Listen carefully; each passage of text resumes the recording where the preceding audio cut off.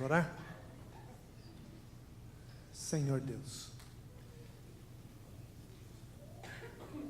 o Senhor disse que os seus pensamentos não são iguais aos nossos, mas uma coisa nós sabemos, que o Senhor está sempre ao lado do teu povo, e que o Senhor tem um plano para cada um de nós, para todos que estamos aqui, para todos que estamos ouvindo, e sabemos que o Senhor está voltando logo, e que tem uma coisa muito poderosa, que está sendo feita hoje, em nome de Jesus. Amém.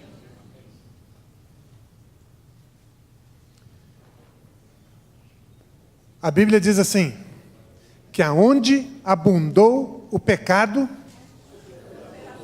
superabundou a graça. Lá em Apocalipse diz assim, que Jesus está voltando logo, todo olho verá. E eu fico pensando, como que pode superabundar o bem no meio do mal? Em 1 São João, capítulo 3, diz assim, João falando, é até politicamente incorreto o que ele falou, mas ele disse assim, sabemos que nós somos de Deus, e que o mundo inteiro está sob o maligno. Precisa ter muita coragem para falar uma coisa dessa. E eu fiquei pensando no que está acontecendo aqui no mundo, essa semana, não precisa ir longe. Esses 5 policiais que morreram aqui em Dallas, o mundo inteiro pensou sobre isso. Se você quisesse dirigir em Dallas em 2 dias dessa semana, você não conseguia, por causa da procissão do enterro de 2 desses policiais durante a semana. 2 highways completamente paradas por isso. 5 famílias de pessoas que estavam ali fazendo o seu trabalho, como a gente faz todos os dias, que nunca pensavam que naquele dia eles iam começar a sofrer. E hoje, a gente fica mais alarmado de ver. Eu não consigo imaginar como que 84 famílias estão sofrendo hoje, na França, alguma coisa assim que não passa pela nossa previsão, pelo nosso pensamento. Como que pode um rapaz dirigir um caminhão por 1 milha, atropelando pessoas? Por 1,5 km. E eu fiquei pensando assim, o que será que as pessoas pensam sobre o sofrimento? Aí eu fui na internet, no Google, e eu vou dizer para vocês quais são os pensamentos do povo, não tem nada a ver com religião, sobre o sofrimento. O que ganhou em primeiro lugar é um que certamente você não concorda com isso, nem eu concordo, mas eu tenho que falar, porque é o que ganhou em primeiro lugar. Diz assim, aprenda que não vale a pena sofrer por alguém que vive feliz sem você. Completamente ao contrário do que a gente prega, né? Se Deus fosse assim, já pensou? Em segundo lugar, sofrer dói. Dói e não é pouco, mas faz um bem danado depois que passa. Terceiro lugar, sofrer é uma só vez e é para a eternidade. Não, sofrer é uma só vez. Vencer é para a eternidade. E o próximo, se soubermos sofrer, sofreremos menos. Mas o que eu acho mais bonito, sabe o que é? É que é no sofrimento. É quando você sofre e vence. Que é aí que realmente superabunda o poder e a graça de Deus. Eu escutei um rapaz sem pernas e sem braços. ele falou uma coisa que não me sai da mente.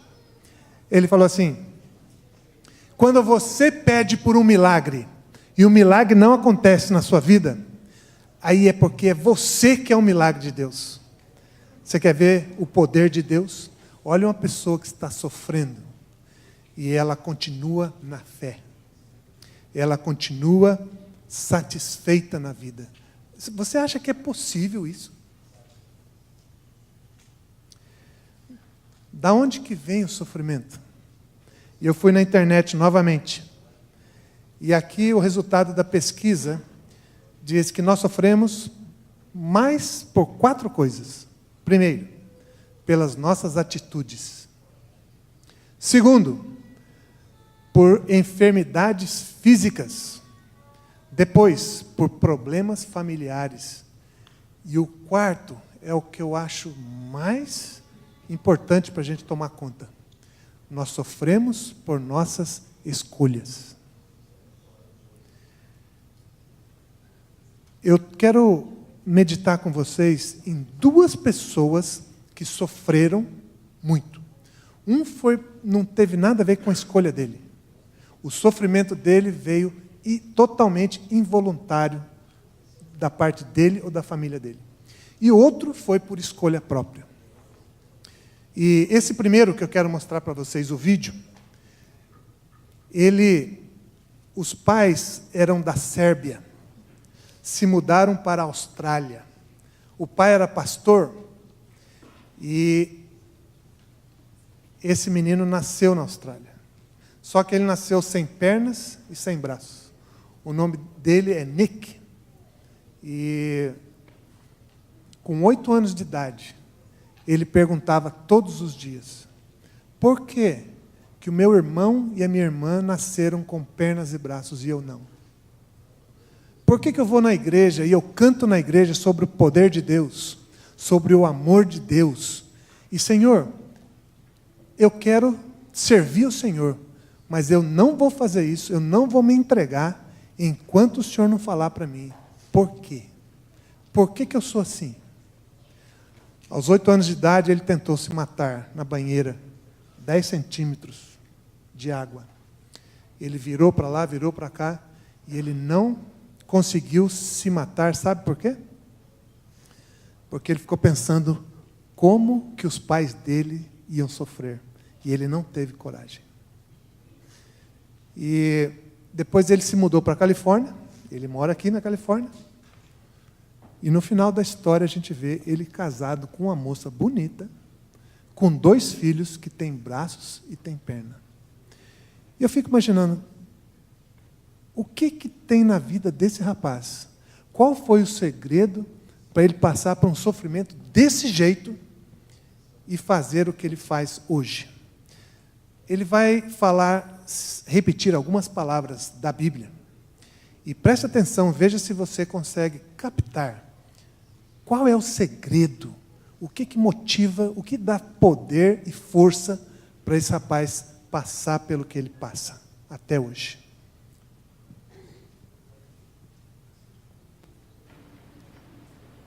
Don't tell me you're a Christian on Sunday and then you tease someone on Monday.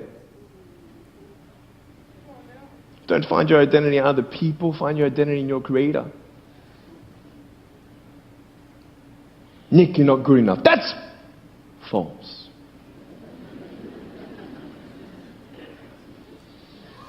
God's forgotten you. That's false. False. How do I know it's false? Because I know the truth. Where's the truth written? In the Bible. I am wonderfully and fearfully made. God has not forgotten me. He has not given me a spirit of fear, but of power and of love and of a sound mind. And I'm a child of God, created for a purpose and a destiny, leaving a legacy. I was once a sinner, blind and lost, but now I'm found, and now I see, and I know the truth, and it has set me free, and who the Son sets free is free indeed. It is not too difficult to get through my life, because God knows how much my heart can bear. His grace is sufficient. I can do all things through Christ who strengthens me. All things come together for the good for those who love Him. I am not just a man without arms and legs. I'm telling you, I'm the hands and feet of God, standing in front of the gates of hell as an ambassador of the King of Kings.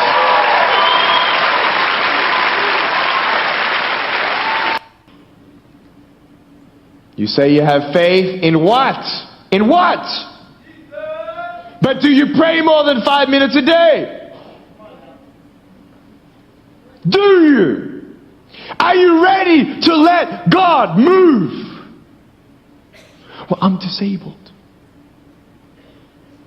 When you go, you put a G-O in front of disabled, and it spells God is able.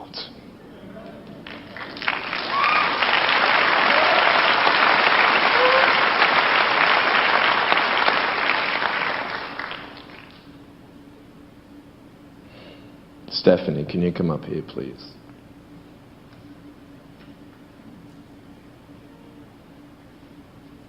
Look at me.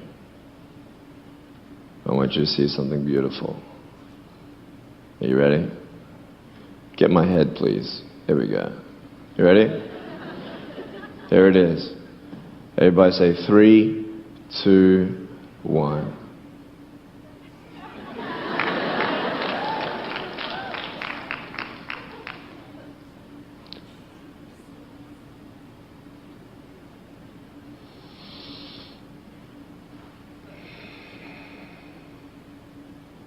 I am the richest man on earth. I know who my God is. And I've received the greatest miracle of all. It's forgiveness. I couldn't even forgive myself for the things I've done wrong. I couldn't forgive the hurt that people did to my family. If you believe you're good, you ain't holy. You'll fail yourself. You'll fail your friends. You'll fail your family. And you will fail God. Like I do every single day. But the difference is that God never fails. And I put my trust in Him. I fail God every day, and I ask for forgiveness every day, and His mercies are renewed every day. I am under construction every day. I need Him every day.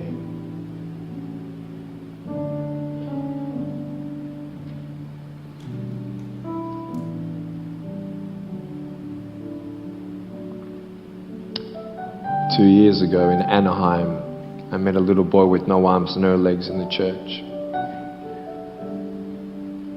Just happened to be there. My gosh.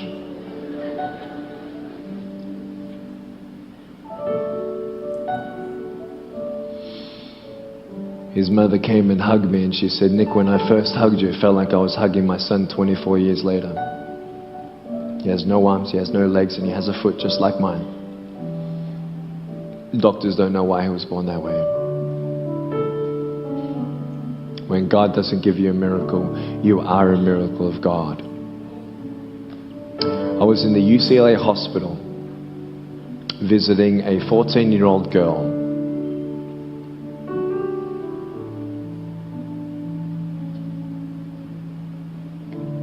Her friends called her fat. So she stopped eating for 6 months. Her stomach shut down. She's in critical condition, skin and bones. She said, "Nick, why should I go on?" I said, "Do you feel like giving up?" She said, "Yes." I said, what if you get up on the recovery road and you get up on your feet in 3 years' time, and in 3 years' time you come back to this hospital and you encourage another girl who's going through what you went through, and you tell them that there is hope, and you tell them that they're not fat. I said, what do you think about that? She said, it's amazing. I said, what do you mean? She said, saving one soul is infinitely valuable. You're in a broken home. God can use you more powerfully than me, because I don't know how it feels to be in a broken home.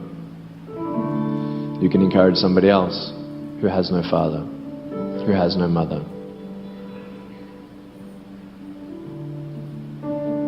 God will see you face to face, and He'll ask you, do you know me?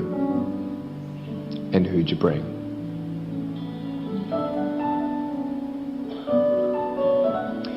Jesus says, behold, I stand at the door and knock.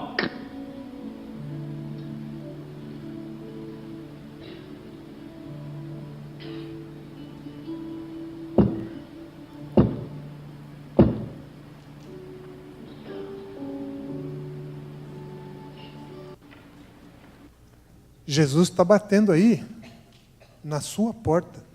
É o que a palavra diz. Não importa quem você é, não importa o que você está sofrendo, não importa o que você tem e o que você não tem. Até na maior mansão, até na pessoa mais poderosa deste mundo, existem coisas que faltam, e faltam muito. Todos nós temos coisas para compartilhar uns com os outros. Agora eu queria ver o segundo exemplo. Uma pessoa que tinha tudo, uma pessoa que estudou, uma pessoa que lutou, uma pessoa que era jovem e era poderosa. E um dia ele fez uma escolha que mudou a vida dele. E esse homem é o apóstolo Paulo. E ele escreveu isso que o Roman leu aqui para nós. Ele falou assim, olha, eu aprendi a viver contente em toda e qualquer situação. Esse contente não é alegrinho, feliz. É assim, satisfeito. Estou contente. Estou satisfeito. E ele continua falando, eu sei ser honrado, eu sei passar fome, eu sei se eu tiver muita coisa, eu sei como viver, porque Deus está comigo.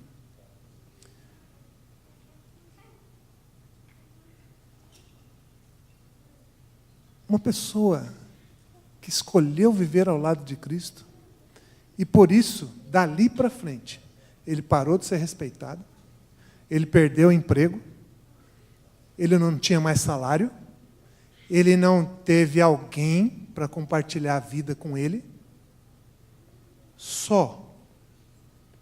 Mas ele entendeu um conceito que Deus está tentando ensinar para nós aqui. Deus falou assim, olha, eu vou dar uma família para você muito maior do que aquela que você sonha. E ele aprendeu que viver em comunidade, viver na igreja, é uma coisa que faz de você uma coisa poderosa. Você recebe, você aprende a ter poder, porque lidar com gente não é fácil. Principalmente quando você não ganha nada. Hoje mesmo estava conversando com um irmão, muito chegado, falou assim, essa semana eu vim aqui, não vou nem falar quem que é, porque ele falou, eu não quero que saiba o que eu faço. Ninguém sabe, só a minha esposa. Veio aqui arrumar coisa na igreja, dormiu aqui na igreja. Terminou o trabalho 1h da manhã, e às 7 da manhã levantou, dormiu por aí, e foi embora trabalhar. E aí acontece casos que pessoas falam para ele coisas que são difíceis de ouvir. Eu falei para ele assim, que bom, você está aprendendo o que é a experiência de Deus. Você está se tornando um homem segundo Cristo Jesus. Porque Cristo é assim. Todo dia eu falo para Cristo. Eu faço para Cristo coisas que Ele fica triste. Acontece isso com você também? Eu queria ler um pouquinho do que ele passou. Vamos abrir a Bíblia em 2 Coríntios capítulo 11. Vamos ver o que o Espírito Santo escolheu para deixar aqui escrito. Para a gente crescer. 2 Coríntios capítulo 11, começando no verso 23. 2 Coríntios capítulo 11, verso 23. São ministros de Cristo. Eu ainda mais. Em trabalhos, muito mais. Muito mais em prisões, em açoites, sem medida. Em perigos de morte, muitas vezes. Verso 24. 5 vezes recebi dos judeus uma quarentena de açoites menos um. Fui 3 vezes fustigado com varas. Uma vez eu fui apedrejado. Naufraguei 3 vezes. Uma noite e um dia passei na voragem do mar. Verso 26. Em jornadas, muitas vezes, em perigos de rios, em perigos de salteadores, em perigo entre patrícios, em perigo entre gentios, em perigos na cidade e no deserto, e no mar, e em perigo entre falsos irmãos. Em trabalhos e fadigas, em vigílias muitas vezes, em fome e sede, em jejuns muitas vezes, em frio e até em nudez. Agora vem a que mais ele sofreu. Verso 28. Porque isso tudo que eu falei são coisas exteriores. E ele diz assim, além das coisas exteriores, há o que pesa sobre mim diariamente, a preocupação com todas as igrejas. Mas ele acabou de falar que até dos irmãos da igreja, ele apanhava, ele era perseguido. Como que pode a pessoa, no meio disso tudo, ficar assim, preocupado com a igreja? E isso ser a maior preocupação dele. Ellen White diz que quando o apóstolo Paulo morreu, ele não era velho, mas você olhava para ele, ele parecia muito mais do que a idade que ele tinha, por causa das preocupações que ele tinha com as igrejas. E aí, se você virar a página para 2 Coríntios capítulo 12, no meio disso tudo, desse trabalho todo, sem salário, sem ganhar nada, ninguém entendia direito o que ele fazia. Hoje a gente sabe, porque a gente lê a história. Mas na época, as pessoas podiam falar para ele, rapaz, que isso? Você veio aqui, fez essa igrejinha pequena que está se reunindo na casa das pessoas? Que isso? Esse Deus que você serve, Ele é tão poderoso assim? Olha o que acontece com você. Está aí sozinho, sofrendo. Você apanha mais do que é elogiado. Tem alguma coisa errada com a sua vida espiritual, a sua experiência espiritual. No meio disso tudo, na época que não havia óculos, o rapaz não enxergava bem. Tanto é que você pode ver na Bíblia, nas cartas que ele escreveu, ele não escrevia as cartas, ele ditava.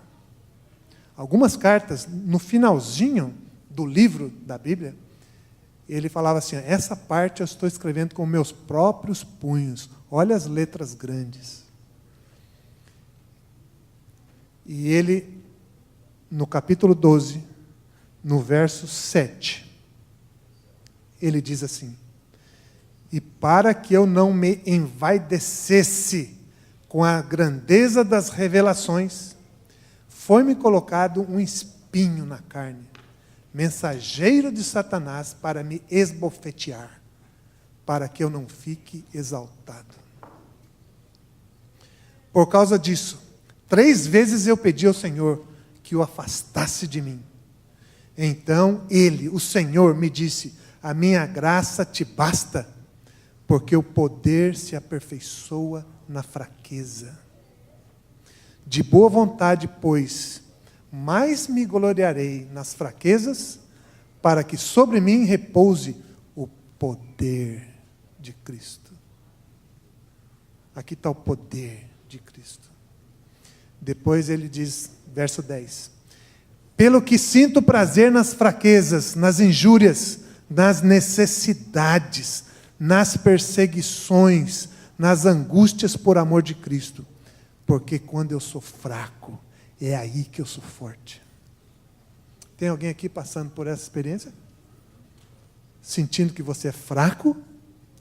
Sentindo que talvez você não tenha pernas, não tenha braços, ou que não sabe cantar, que não sabe sentar naquele piano ali e tocar alguma coisa, não sabe pregar, não sabe dar estudos bíblicos? Eu vou ser sincero para você, se fosse pensar disso, de saber pregar, eu não viria aqui. Porque até hoje eu só escutei uma vez eu pregando na internet, e eu não gostei. Parece que todo tempo eu fico assim, querendo me empurrar. Vai logo, fala mais rápido. Eu não consigo. E isso vai impedir de eu vir aqui falar para vocês? Vai não. Se Deus escolheu, se Deus falou e se Deus mandou, eu vou sem braço, sem perna, do jeito que for. Mas eu vou.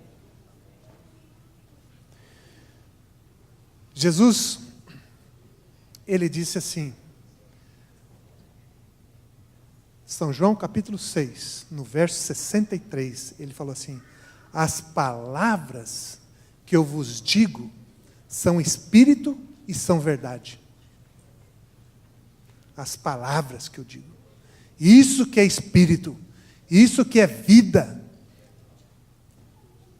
E aí no finalzinho da frase, ele fala uma coisa que eu sempre pensei, por que ele falou isso? Não tem nada a ver. Ele diz: as palavras que eu vos digo são espírito e são vida. No mundo passareis por aflições.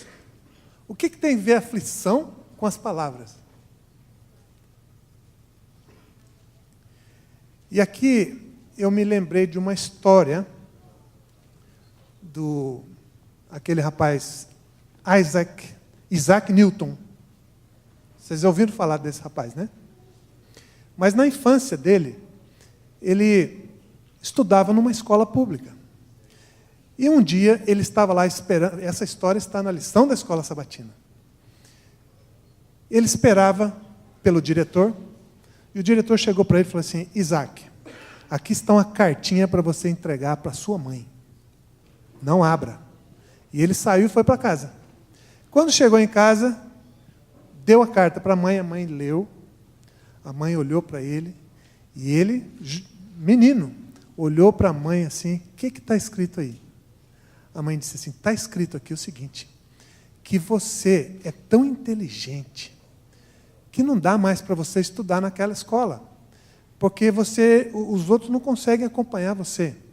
Então, eu vou ensinar você de agora em diante, em casa, porque você precisa de um ensinamento mais especializado. Ele ficou feliz de ouvir aquilo. Passaram-se os anos. Agora a gente vê o Isaac Newton já com idade. A mãe morreu. Quando ele estava em casa, arrumando as gavetas, arrumando as roupas, ele achou a cartinha já amarela. Quando ele abriu, a carta dizia assim: o seu filho, ele não consegue aprender. Ele não tem condições de estudar aqui nessa escola. Ele não é para voltar aqui mais. Arrume uma escola para ele estudar, porque aqui não dá mais. Olha o que essa mãe falou para esse menino. A Bíblia diz que assim como você pensa, assim é. A Bíblia diz, Jesus acabou de falar, que as minhas palavras são vida.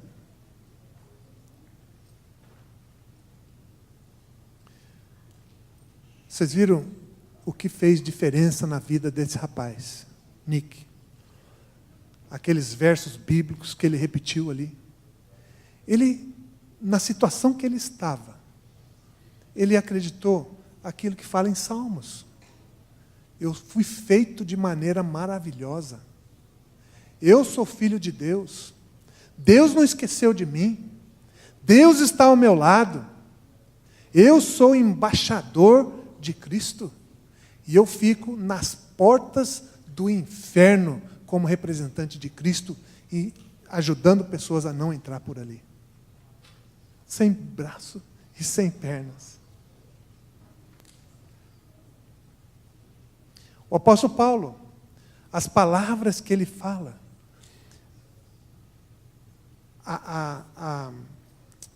o contato que o apóstolo Paulo tinha todos os dias com a palavra de Deus, coisas que a gente pensa, coisas que a gente fala, coisas que a gente ouve, coisas que os jovens escutam lá em casa, coisas que os pequenininhos escutam até antes de nascer.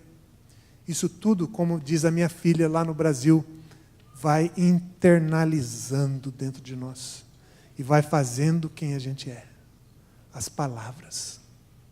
E eu fico pensando, o que será que minha filha escuta lá na minha casa?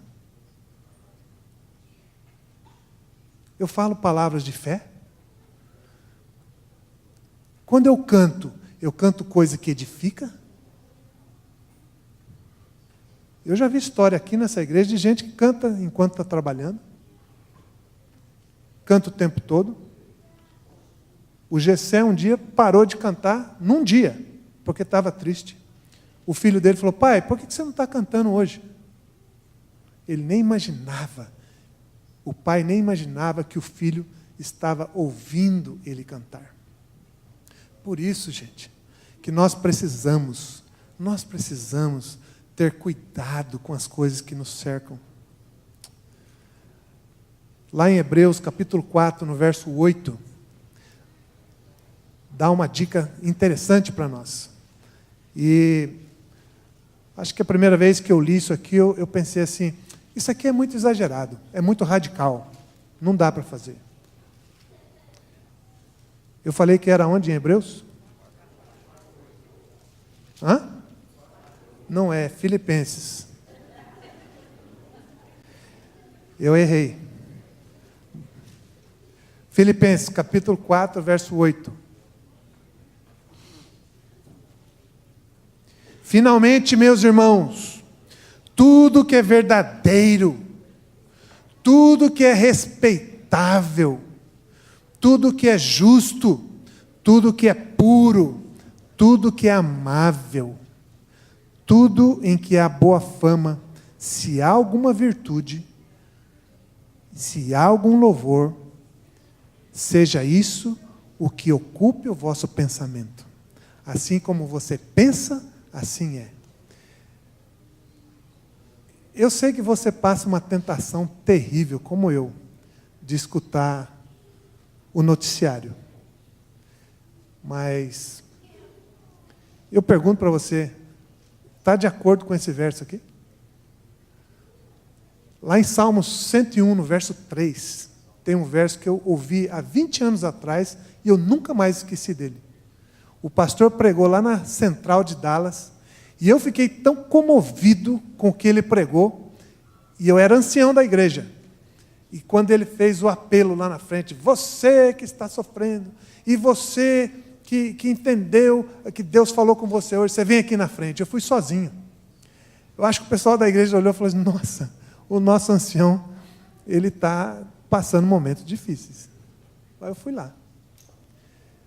E o verso fala o seguinte, não colocarei perante mim coisas más. Não colocarei. Meus olhos não verão isso. Salmo 101, verso 3.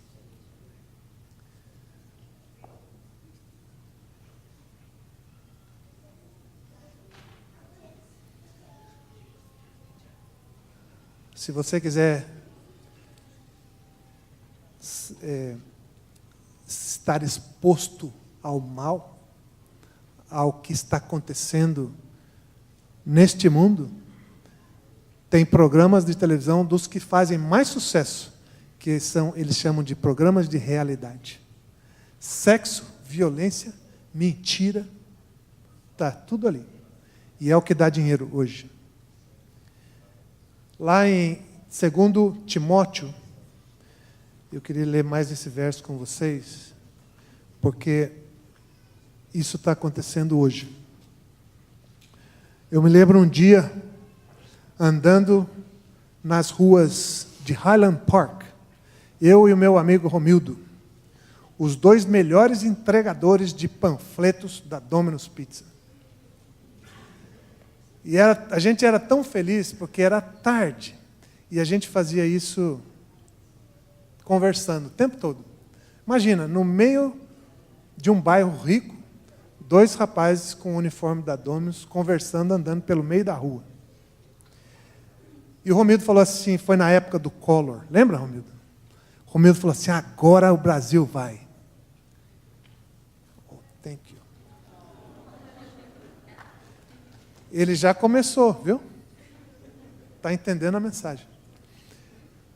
E o Romildo falou, o Collor agora vai. O Brasil agora vai. Brother Bill, eu estou muito animado. E eu tinha acabado de entrar na igreja, e eu havia acabado de ler esse verso aqui, eu vou ler para vocês. E eu repeti esse verso para ele, eu acho que ele ficou triste comigo na hora que eu falei. 2 Timóteo, capítulo 3, verso 1. 2 Timóteo 3, verso 1. Sabe, porém, isto: nos últimos dias sobrevirão tempos difíceis. Por quê? Os homens, o problema é os homens, e as mulheres também, né? Serão egoístas, avarentos, jactanciosos, arrogantes, blasfemadores, desobedientes aos pais, ingratos, irreverentes, sem afeição, implacáveis, caluniadores, sem domínio próprio, cruéis, inimigo do bem, traidores, atrevidos e precipitados, enfatuados, mais amigos dos prazeres do que amigos de Deus. Gente, viver num mundo desse jeito é complicado. Eu falei isso para o Romildo, acho que ele foi embora para casa triste aquele dia. O Collor não vai dar para resolver, é para baixo, né? E aí vem o próximo verso, aí esse verso pega na gente. Eu oro a Deus para que eu não esteja nesse próximo verso aqui. Diz assim: tem forma de piedade, mas nega o poder. Foge dessas pessoas. Pessoa que parece que é cristã, parece que ama as pessoas, mas o poder não está lá. Você quer saber como que Jesus foi aperfeiçoado? Jesus, Deus aqui na terra. Hebreus capítulo 2. Agora é Hebreus, Ricardo. Hebreus capítulo 2.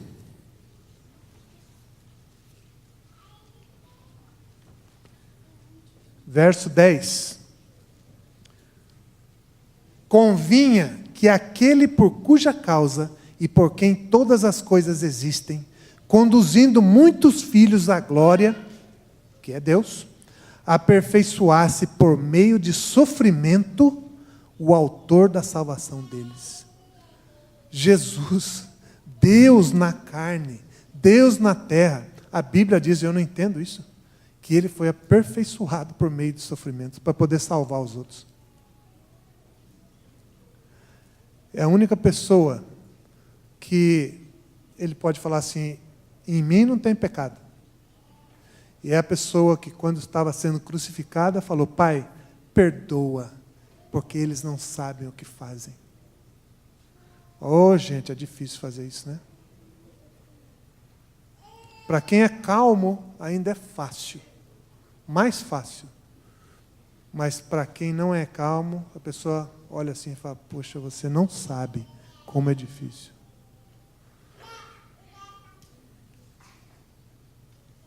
Vocês já ouviram a parábola dos dois periquitos? Eu vou introduzir para vocês hoje a parábola dos dois periquitos. E vai ser num vídeo de 1 minuto só. Por isso você tem que prestar atenção desde o começo. Mas nessa parábola, você vai ver um periquito amarelo e um verde. O amarelo é aquele, pense naquele que está firme na fé. E o verde é aquele que está morto na fé. É aquele que está fraco. Preste atenção como que o que está firme na fé faz com o outro que está fraco. Vamos colocar. Pode colocar, Jeff.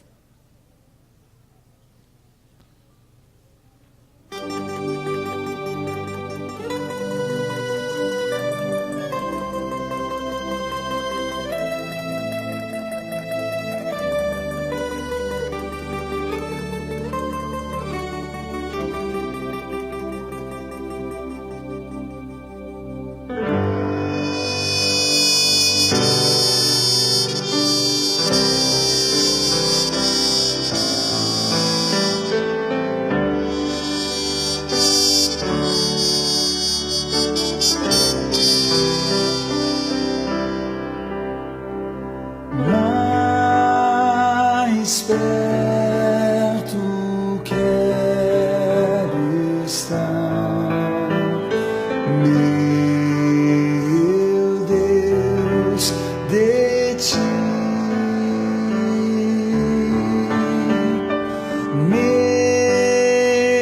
mesmo que seja dor que me une a ti.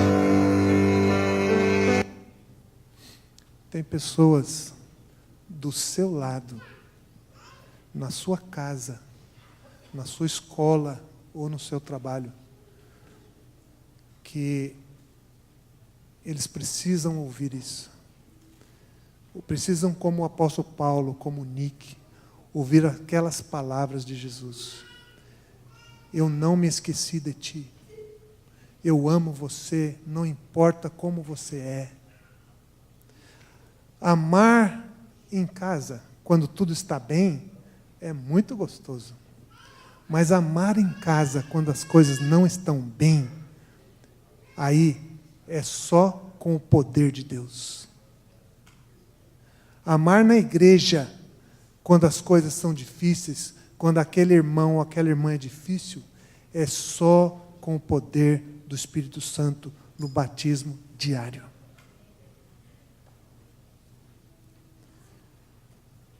O Nick falou assim, que se você vive numa casa ou numa igreja com problemas, você pode ajudar as pessoas muito mais que ele, porque ele diz que ele não sabe o que é viver numa casa com problemas.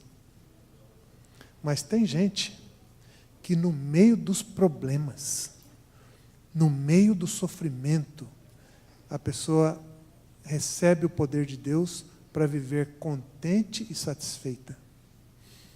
E é por isso que o apóstolo Paulo diz que o marido ou a esposa que vivem com o cônjuge que não é convertido, santifica o cônjuge. Porque ele ama igual Jesus. E quando você for para casa hoje, quando você acordar amanhã, principalmente dentro de casa, isso tudo começa em casa. Hoje no banheiro, alguém falou para mim assim, você viu a lição? No banheiro, só estava eu e ele lá. Você viu a lição? Falei, vi. E agora, como é que a gente faz isso? Como é que a gente vive assim, do jeito que falou na lição? Ajudar a comunidade.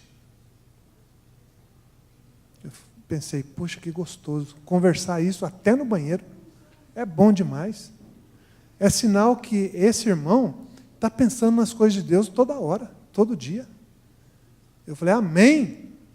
Eu falei, olha, a gente começa em casa do jeito que a gente pode.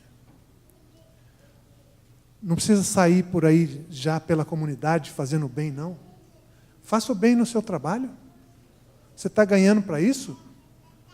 Mas faça do jeito que você demonstre amor, que você faça o trabalho como você está fazendo para Cristo.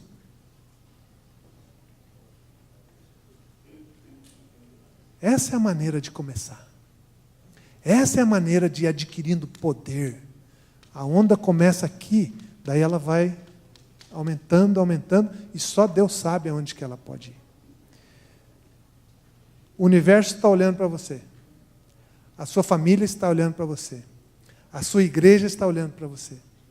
E eu espero que você tenha o poder de Deus em todos os momentos da sua vida, porque Ele está à disposição. Amém. Olá, queridos amigos e irmãos que nos assistiram pela internet. Estamos muito felizes porque vocês estão nos acompanhando. Torcemos para que as mensagens espirituais apresentadas aqui, os louvores que são feitos, alcancem o coração de cada um de vocês. Queremos convidá-los que no próximo sábado, às 10h45 da manhã, vocês nos acessem de novo para participar junto conosco desse culto de adoração. Também vá à nossa página no Facebook e coloque um like lá, porque assim você fica sabendo de todas as programações que acontecem aqui em nossa igreja. Enfim, que Deus abençoe a todos e que tenham um feliz sábado.